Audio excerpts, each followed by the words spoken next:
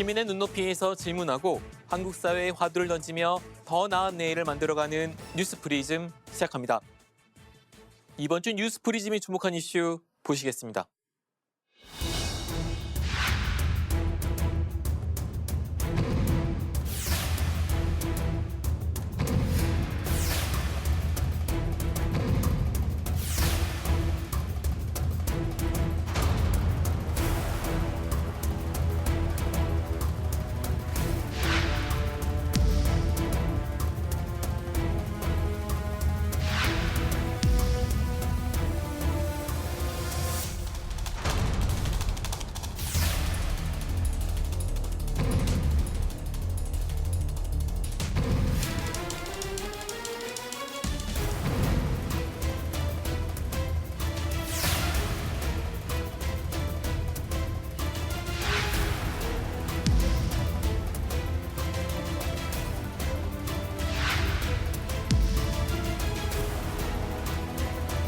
경매로 넘어가면 제가 이제 최소 변제금 2,700만 원 받는다고 그러는데 2,700만 원 갖고 어디 가서 뭘 어떻게 하냐고.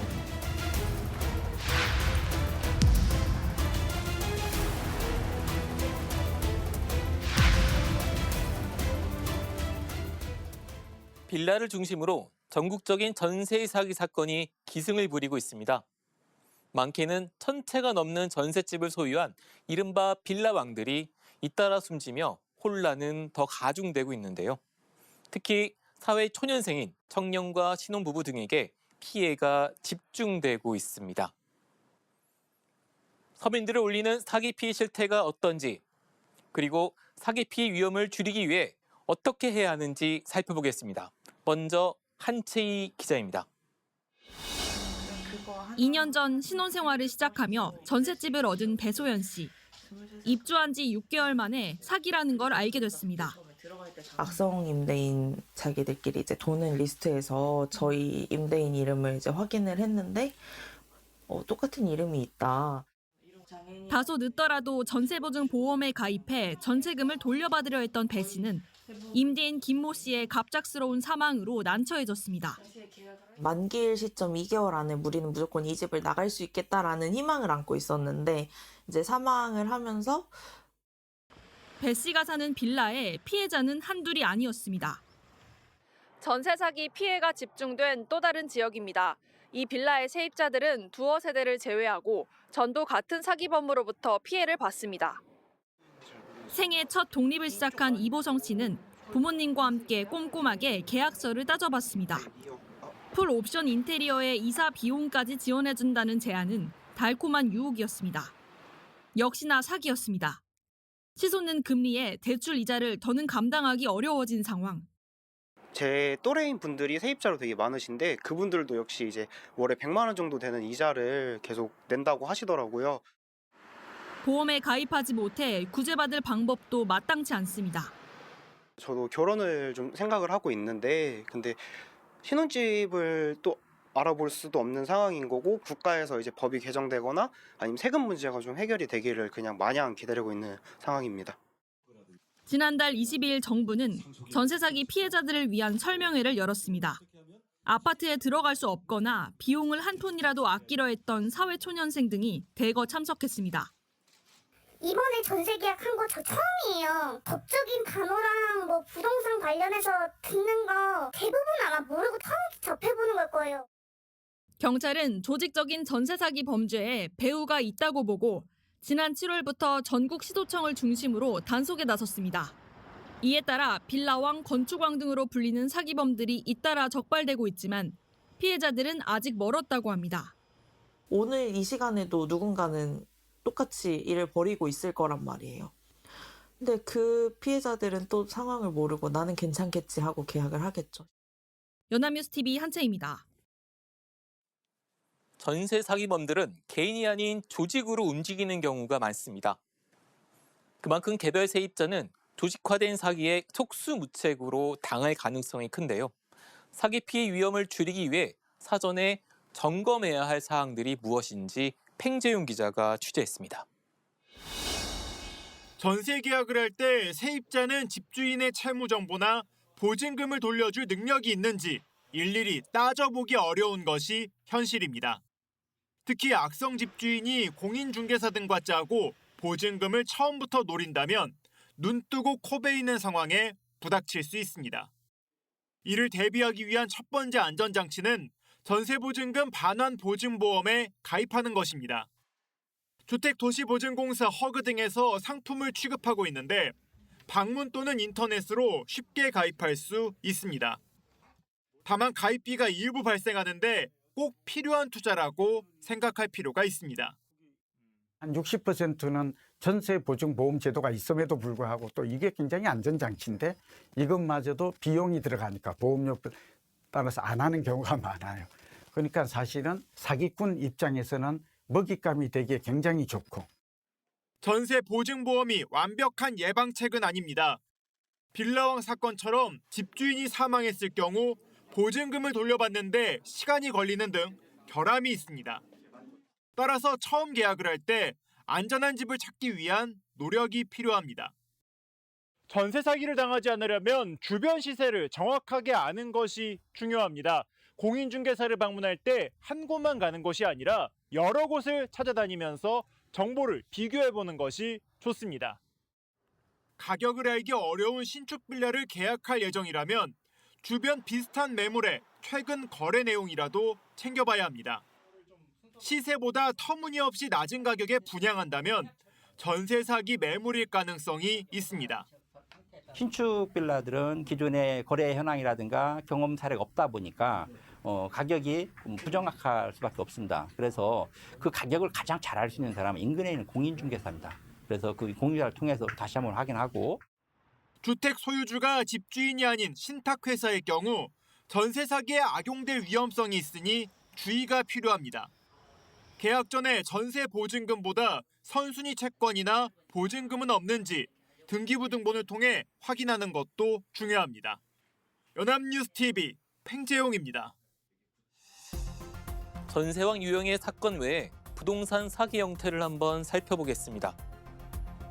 연수익 20% 보장합니다.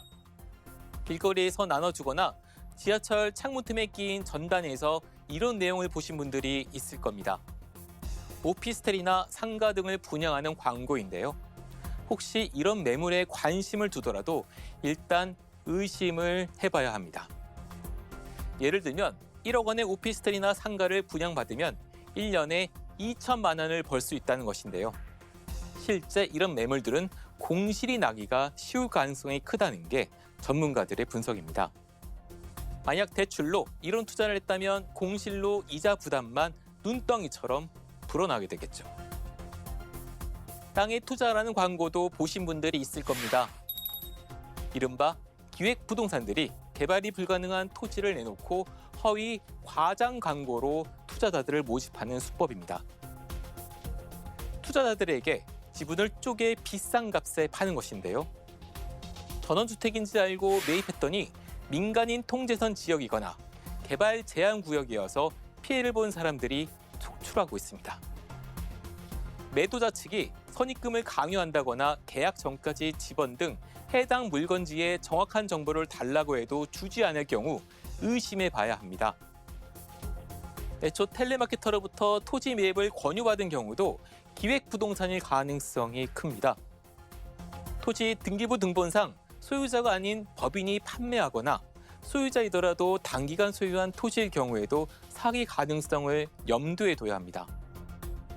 건물의 경우 건축물 대장과 등기부 등본이 나온 정보가 일치하는지 살펴봐야 합니다. 계약서 체결에 매도인 본인이 나오지 않을 경우에는 위임장을 꼼꼼히 확인해야 합니다.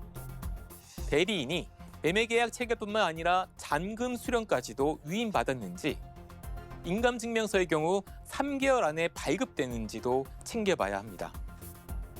부동산 사기 유형이 다양해지다 보니 그만큼 확인해야 할 것들이 늘고 있습니다.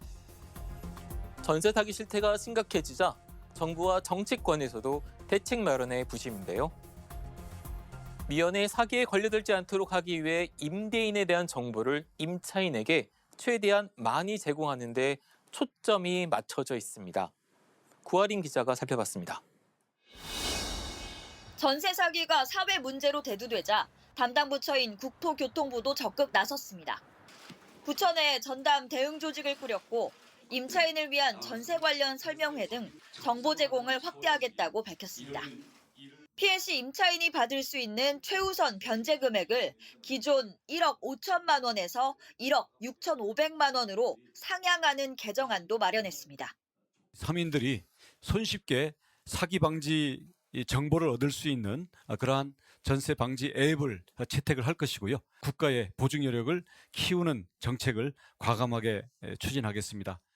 임차인에게 최대한 많은 정보를 제공하겠다는 취지인데 사기 예방을 위해 가장 중요한 정보인 임대인의 변제 능력을 확인할 수 있도록 하는 게 관건입니다. 국회 차원의 입법 움직임도 활발합니다. 국민의힘 박대출 의원이 대표 발의한 국세징수법 개정안은 임차인이 임대차 계약을 체결한 뒤 임대인의 동의를 받지 않아도 미납 국세 내역 등을 열람할 수 있도록 하자는 내용을 담았습니다. 임대인과 임차인 사이 정보 불균형을 해소해 전세 사기의 근본 원인을 해결하겠다는 취지입니다. 전세 사기 사건이 사회적으로 주목받았던 지난해 발의됐는데 본회의 통과는커녕 여전히 상임위 단계에 계류된 상태입니다.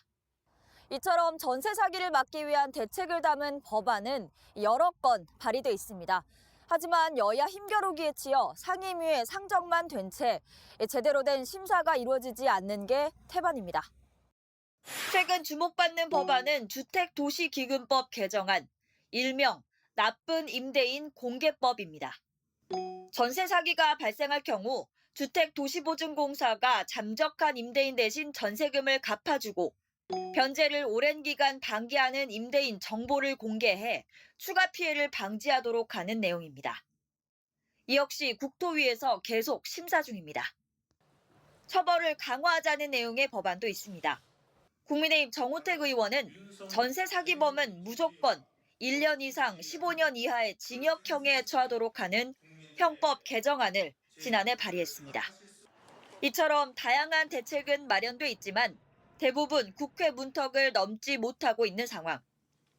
서민층의 피해가 큰 전세 사기의 확산을 막기 위해선 정치권이 보다 발빠르게 나서야 한다는 목소리가 커지고 있습니다.